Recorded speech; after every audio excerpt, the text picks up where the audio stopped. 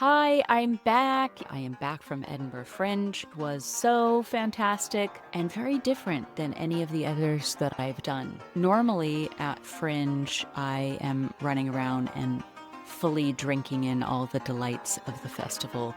But this year, when I got ready in the mornings, I listened to Martha Beck podcasts that were like, The Power of Laying Down, Saying No to Things, When Rest is Best.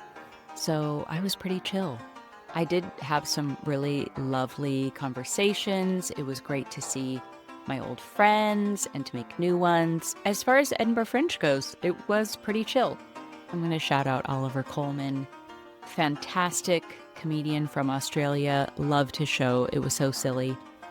And one of those shows that renews my resolve to do stand-up comedy. Because if you've listened to any of the past episodes, which I hope you haven't because they're not very good, but that's okay. You would know from listening that I think stand-up is kind of derivative and hack and basic. So this year, I decided to try something cool and new. And, whoa, buddy, you take a couple clowning workshops and it goes to your head. It was hard. I'm going to say that. Best Cult Ever, my show about why I stayed in Mormonism as long as I did. It was silly. It had audience participation. It had music. I played my harp and sang songs. It was very fun. But dang, I don't think there was a single day that I did it where there wasn't something that happened with the tech that wasn't how I wanted it to go. I have such a renewed respect for any comedians, performers, etc. that have props, that have tech, that have it's so many moving parts. And honestly, I did not do very many open spots because the time slot that I had was very good. I was at 5:40, which is an excellent time. That meant that it competed with a lot of other shows that I got invited on. And it took me a while to get ready for the show and to clean up after the show. When I do normal stand-up, I can just bounce around really quickly. You can flyer for your show up to 5 minutes before and then just walk in there. But because I was wearing, I think, 13 different pieces of clothing all at the same time, that just took extra time and getting in that headspace. I think next year I'm just going to do a Rego-Bego stand-up. I do hope that I have that kind of our show feeling. Not it's my show, but it's our show. That the audience very much is a part of what's going on. And that it's not just a monologue. Because it feels good inside. And I've sort of accepted the fact that I have major life coach energy. And I can't help but telling people things that I think, not in like a finger wagging way, but, oh my gosh, you have to try this. You would love it. Or have you read this book? I'm just quite evangelical in my personality. So I'll probably go back to regular-ish stand-up. I'm debating how I want to proceed going forward. I've also considered doing the Glasgow International Comedy Festival in February. So Oliver Coleman show, I think you could call it stand-up, but it's so innovative. I think they say innovative in England, but we say innovative. Anyway, he plays with the audience. He plays with very minor props. He makes up funny songs. Oliver does have a bit more tech. I don't think he controls it with a little clicker. I think he actually has a tech, which honestly cost me $1,000 to have a tech for Fringe. Any comedians thinking of having more tech in your show, it's going to cost you. Seeing Oliver's show was like, oh yeah, I could do stand-up. Not to copy him, but he's so himself and so absurd and zany and funny. I legitimately laughed at his stuff. No shade to my other comic friends, but a lot of other ones, they're just kind of confessional, relying on stereotypes of things. I really tried to avoid that with my show where I wasn't like, I'm Mormon. Of course we love multiple wives. I worked on not being derivative or didactic or any other long D word that makes me sound like I know what I'm talking about. Dirigibles. I got such good feedback from audiences. I would say that is one of my most favorite things about comedy. is that afterwards, I'll have audience members that would buy me a drink. We sit around, we chat. I chatted with two of the most lovely lesbians for, I think it was like 2 or 3 hours after the show. We just sat down and talked. They were so lovely. In fact, this is a cry for help. Not a cry for help. This is a cry for my community. They invited me to their wedding. Okay, this has been on my bucket list. I have wanted to go to an English, Scottish, Irish, or Welsh wedding for as long as I can remember because they do crazy stuff at these weddings. Okay, Americans, if you don't know this, they first of all, I think everybody gets completely smashed. I've seen the I'm Gemma and this is my first drink. And it's like, I'm Gemma, this is my 11th drink. Okay, that was needlessly offensive. All right, I'm back. Okay, action. So English weddings, they get really hammered and dudes tie neckties around their heads and go shirtless. And there's your 60-year-old overweight uncle doing the worm that you didn't know he could do. I mean, I have wanted to see this spectacle as long as I can remember. And I've never been to a gay wedding because as a Mormon, they don't really do the LGBTQ thing. It is not allowed. So I didn't have a lot of gay friends. I mean, I probably had gay friends. I just didn't know they were gay, at least in the church. Getting invited to someone's wedding is a pretty big deal because you typically pay a lot per guest. So I am manifesting it. It's on July 11th, which is about 2 weeks before Fringe starts. That means I would leave way early and I need to fill I'm trying to avoid language like that. I would like to fill my schedule. Or as they say over there, my diary. Isn't that weird? Diary in the States is, Dear Diary, I have this massive crush on Jermaine Clement. That's a diary. But over there, it's a schedule or a day planner. I'm reaching out to my community. I think I could probably do a little mini wee tour over there. Okay. So this is what I'm manifesting. This is on my vision board. I go over there in July, go to this amazing wedding. By the way, one of the brides, I guess they're both brides, has family that are Irish, adorable Irish children. I have to go to this. Do you understand? Okay. So if I can book a bunch of stuff before Fringe, that will really help. So there's the Paddy Power Comedy Festival in Ireland, which I could probably hit up. There's Durham Fringe, I think is right before, maybe Camden Fringe. Anyways, I'm going to try to do a little tour leading up to Edinburgh. Although part of me is, Leah, you're going to be absolutely knackered. Why do I want to be knackered, cream crackered before Fringe starts?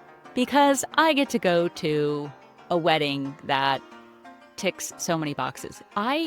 Seriously, I love these two ladies. They were so fun. I could have talked to them for hours. I love them so much. Shout out. Izzy and Nikki, they're great.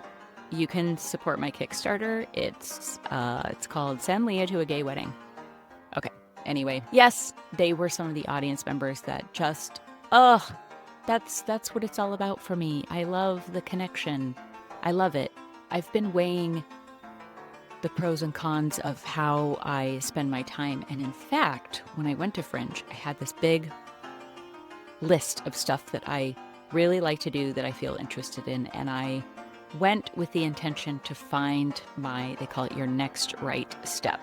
So the next right step is, let's say you're thinking about doing a music album. Oh, I'm going to make a music album. You're like, I need the cover art and I don't even know how to produce. I need to find a music producer. Actually, your next right step is to write the music. If you're playing it on a guitar, write the songs. Don't jump ahead. So I've been really interested in a lot of stuff. I worked with a couple music producers to take my Best Cult Ever song and make it like a fun pop song to put in the show. And in that process realized, man, I really want to learn music production because as fun as the songs were, none of them captured the way I heard it in my head. But right now I don't have the skill set to make what I hear. I've talked about this before. Ira Glass calls it the gap, where you know what you want, but you don't have the skills to be able to make what you want. I had music producing on my list. If you've been listening to this, you know that I've been working on a book. I thought about getting into virtual reality comedy. I have a friend that's big in that space, and she has created all these VR worlds. It's a great way to get stage time because it's a real live gig. Some of the gigs pay quite well. Anyway, so I was like, okay, I'm into VR comedy, music producing. I could write songs. I could work on making this podcast something more than just me sitting in a closet talking about gay weddings. What else? Like clowny stuff, stand-up stuff. I could film my special. There's all these things that I was like, okay. And I just let the ideas percolate and had a blast at Fringe. I would listen to fun music when I walked to my show. And if I felt like dancing while I walked, I'm like, screw it. I only get one life. And if I feel like dancing while I walk, I'm going to dance while I walk because I'm actually happier than the people who are watching me and judging me. But honestly, that's the thing. People don't judge you typically. If you're walking and dancing, people aren't disgusted by you. It's not like they cover their kids' eyes and they're like, oh. No, they're like, oh, she's having fun. Yeah, why not? Why not show joy on your person? Anyway, all of that backstory was to reveal, even though it's probably not a good idea to reveal this, the insight that I got after having this quiet, beautiful month was to write a book. Yes, that's correct. I have decided to, in earnest, write this book, not just as me kind of recording stuff like I have been, but to do it intentionally. So I started that when I got home and realized a little bit into writing the book that my website sucks. I'm actually planning to do NaNoWriMo, which was something like National Writers Month, and there's a challenge to write 50,000 words during the month of November. So I'm planning to do NaNoWriMo. But in the meantime, I am making a nice website. So that's why I'm recording this podcast. I'm hoping to have 10 podcast episodes so that when the website launches, there's something here so that people can get to know what a crazy cat I am. Yeah. Oh, so much fun stuff happened at Edinburgh. Y'all, my friend Phil Ellis is on Taskmaster. Isn't that crazy? I think I found that out before Fringe, but it was so fun to chat with him, to hear him talk about his experience. Phil is one of those people that makes funny, silly stuff that is uniquely his.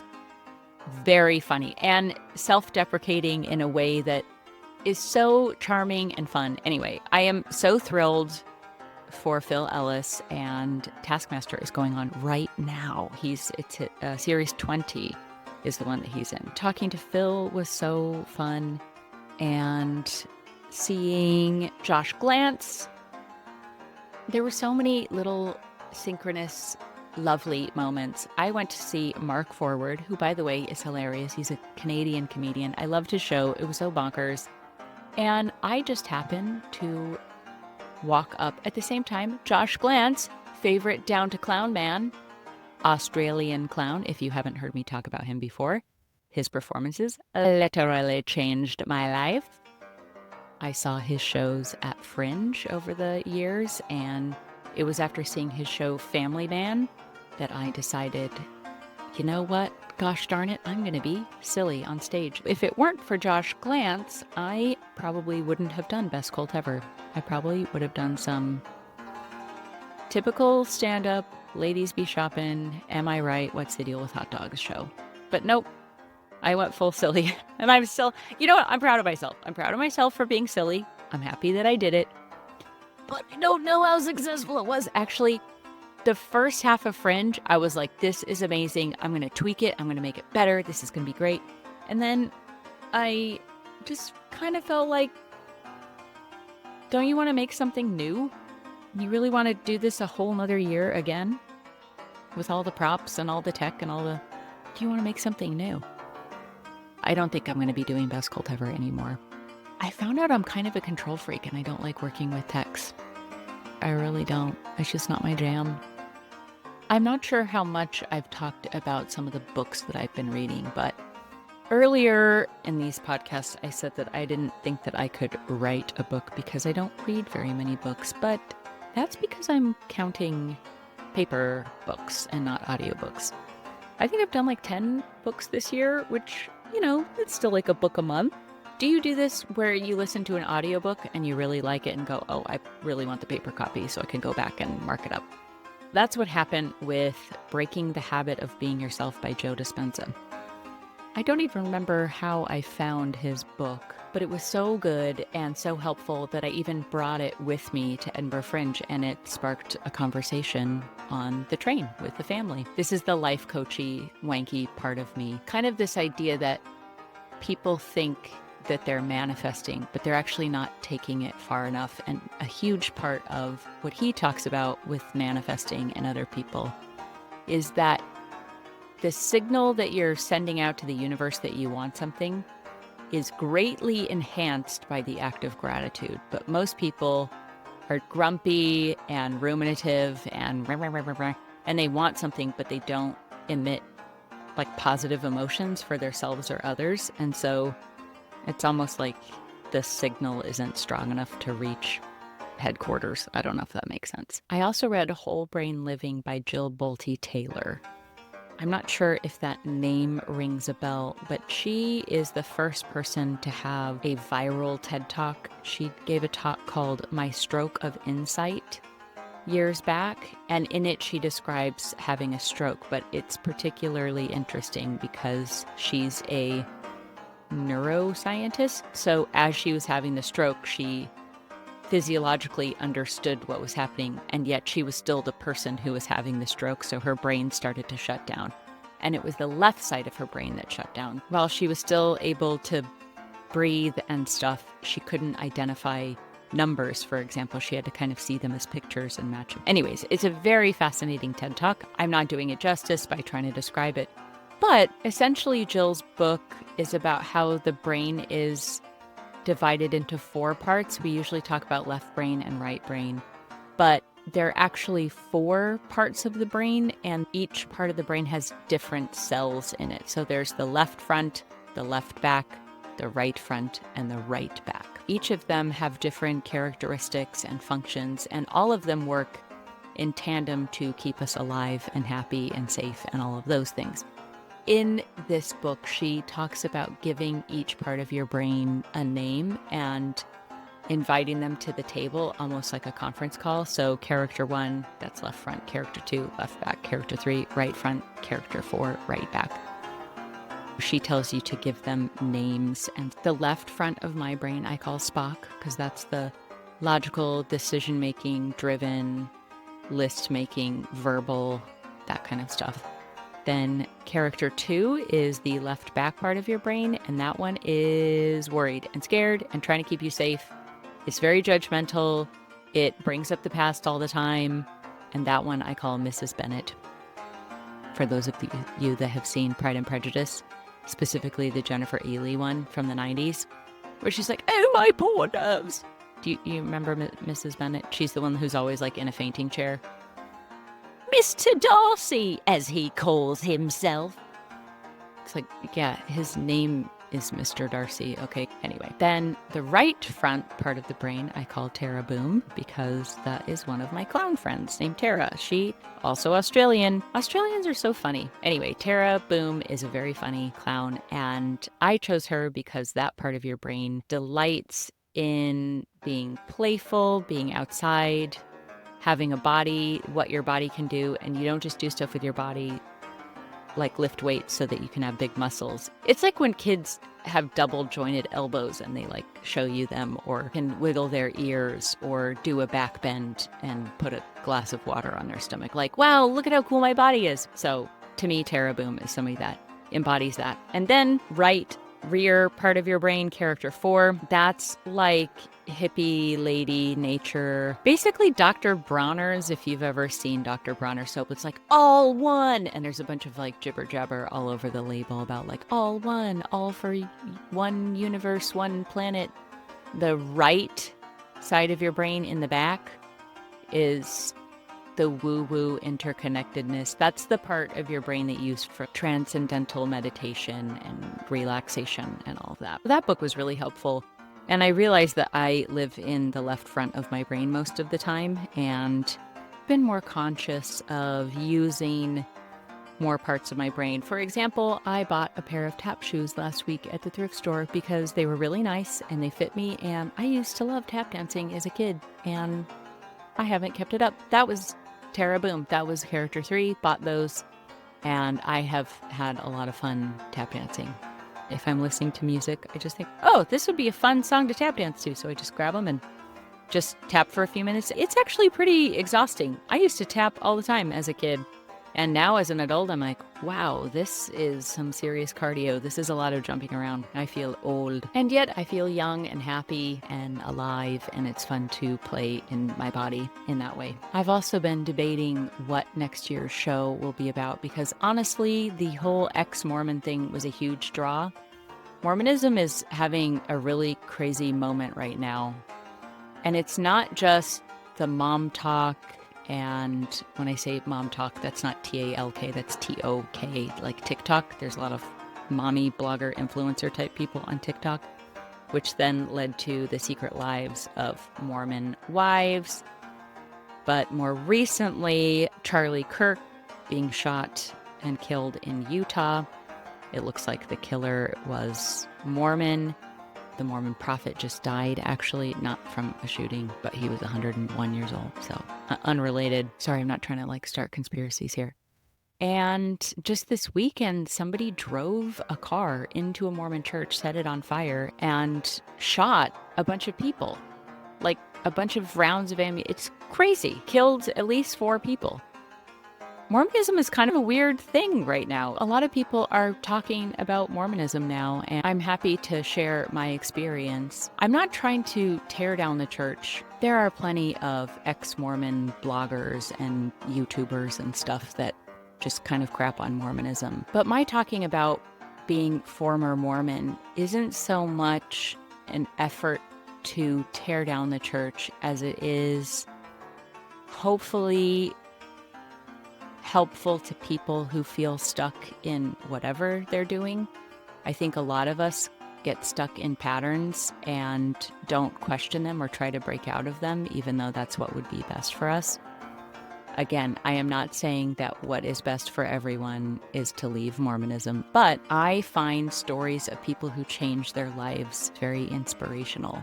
I think it was Phyllis Diller started comedy, I think in her 40s, and she had 4 or 5 kids, something crazy like that. Leah Morgan is a comedian, and she's been at it for 25 years, and she's just blowing up now. It's stuff like that. Keep persisting, doing the thing that you enjoy doing. Don't be afraid. Yeah, I think my main thing is don't be afraid. I've tried to unpack that with Mormonism. Was I afraid as a Mormon? I was like, no, I was confident. I was like, I'm nailing this whole Mormon thing. I'm going to heaven. Look at me, keeping all the commandments. I'm great. However, then that's pride, and then you don't get into heaven. So it's a constant balance of needing to be humble and be obedient, and you can never do enough. They say God is easy to please, hard to satisfy. I think the reason that I like sharing my story, having been Mormon, is that the Mormon lifestyle gave me a lot of good habits. The 7 Habits of Highly Effective People by Stephen R. Covey. By the way, he's Mormon. 7 Habits, totally super Mormon stuff.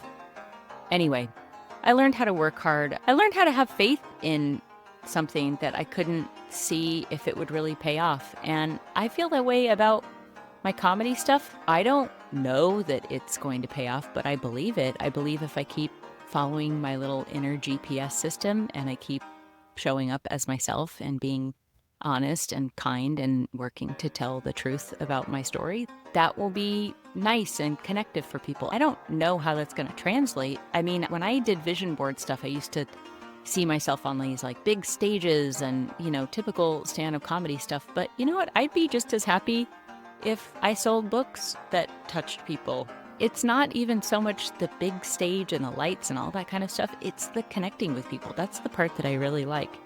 Hanging out after my show with Izzy and Nikki was so fun. I loved that. And if I can do that for the rest of my life, just making people laugh and then getting to chat, I can't ask for more than that. What a fun life. But I am asking for more than that if you saw my vision board. Have you ever made a vision board before?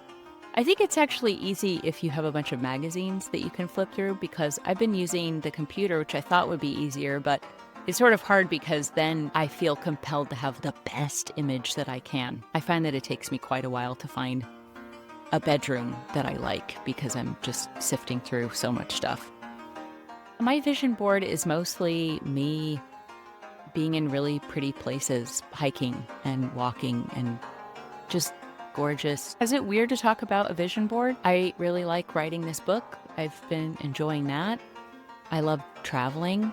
I love meeting new people, trying new food, and using my body to go fun places and to climb up things and to tap dance and swim and dance and do karaoke. And I'm just kind of, I don't know, just a pretty simple person, probably. Now I'm back to my regular golden retriever self that is happy to just catch a ball in my mouth and run and wag my tail. And that's sort of where I've been trying to operate from, is just a playful, happy place and looking forward to the future. If you've made it to the end of this podcast, well done you. What do you have to look forward to? Well, my website coming soon. I want something that is bespoke, beautiful, fun, and interactive. So I've been chipping away at that. Hopefully we'll be doing Glasgow International Comedy Festival and a UK tour leading up to Edinburgh Fringe so that I can go to a gay wedding and just have a couple more weeks of eating sausage rolls. So if by chance you live somewhere in England, Scotland, Wales, or Ireland, okay, Northern Ireland as well, I want to go up and see the giant Finton, the Salmon of Knowledge that's in Belfast. If you're in any of those places and you have a podcast or something fun that you think would be a good fit, let me know, because I'm trying this asking the universe out loud thing. Okay, what do I want? I want to go to England in July so I can go to this wedding. But then I have 2 weeks where, do you want to know what I put on my schedule? I tried to plan it out. Here's my manifestation list. Okay, we got the wedding on July 11th. Then I could go to London for a couple of days and do Comedy Store and stuff there. Buxton on July 15th. Manchester from the 16th to the 19th. Dublin from the 20th to the 23rd, because at that time the Paddy Power Comedy Festival is going on. And then Durham on the 24th. Newcastle on the 25th and 26th. And then Edinburgh. I will arrive like the 27th of August. So there we go. I am manifesting this biatch right now. This is the thing with manifesting. You're meant to say it as if it's already happened. That like it's inevitable and there's no planning or permission that has to happen. All right, I have some tour dates to announce. I will be in London on July 13th, Buxton the 14th to the 16th, Manchester 16th through the 19th of July, Dublin for the Paddy Power Comedy Festival the 20th to the 23rd, at the Durham Fringe on the 24th of July, Newcastle the 25th and 26th of July, and then I will be in Edinburgh for the month of August doing my show, Resting Cokeface. Get tickets now because it's almost sold out. JK, I don't even have a venue yet. And that, folks, is how you manifest stuff. Okay, JK, I don't know what to call the show, and I don't know if I will be doing regular stand-up or do I bring my harp? I've actually considered bringing my flute or piccolo, probably the piccolo because it's smaller. That's the thing, wouldn't it be fun if I tap danced in my show and played the piccolo? Okay, I've considered calling the show Resting Cokeface because just the fact that of all the instruments I could play, I play the flute and the piccolo. The only more pick-me instrument that I could have played would probably be the trumpet. I think the trumpet is a bit more look at me. However, if you look at an orchestra, there's only one flute and one piccolo because it's such a loud, high-pitched instrument, you can't ignore it. It's the neon yellow of instruments. And then you look at dancing. Jazz, tap, ballet, modern, hip-hop. Like tap dancing, again, it's loud. I mean, I guess clogs have double the taps on them, which kind of seems like cheating, but I do like the way that it sounds. But tap dance is like, look at me, look at me. It's you're turning your feet into a drum. These things just kind of stack up. This was a child trying to get attention. If there's a way that I think I can mix my piccolo playing and my tap dancing into my stand-up comedy routine without having a tech to run the cues, oh, I'm gonna do it. I also got a bunch of new clothes to dye neon yellow. I am so excited to see you on my tour. So I would say book them now, but the website's not done. But it will be done. By the time you listen to this, it's probably already passed. And I live on a houseboat in Croatia, and my website is leahrenee.co. Right now it's pretty generic, but it's gonna be good. Because I used to design websites for a living. That used to be my job. So I'm making it real nice. I'm gonna put some downloads on there. We'll have videos. We'll have all kinds of little surprises on there. And I'm hoping to have the new website up by the end of 2025 so that January 2026, my website will be hopping. This has been produced by me, Leah Renee. I went back and listened to some of my old episodes, and crikey, I was really into lucid dreaming. Basically, manifesting stuff is lucid dreaming when you're awake. Gotta admit, I haven't done that as much. I have been doing daily gratitude practice. I do a meditation thing at night, and I made a bunch of little cards with positive emotions on them, like bliss, enjoyment, curiosity, enthusiasm, joy, gratitude, stuff like that. So I have a little list of fairy dust, happy thoughts kind of stuff. Because I find that even though I tend to be a cheerful person, the dialogue in my head is pretty grumpy. Even though I don't think that I'm that grumpy, I like the way nice thoughts feel in my body. So I made little cards to remind me of the nice thoughts that I want to have. Thank you for listening to the Leah Renee podcast. Please check out my website. It should be done by the end of 2025, leahrenee.co. And from there, there'll be a lot of goodies and whatnot. If you like this, I don't even know if you liked this, but if you're like, I'll kick the tires on that Leah Renee one more time, then you can go to leahrenee.co. Yes, I tried to get leahrenee.com, but whoever has it will not sell it. They won't even respond. The person that owns the domain never got back to me. So whatever, it's leahrenee.co.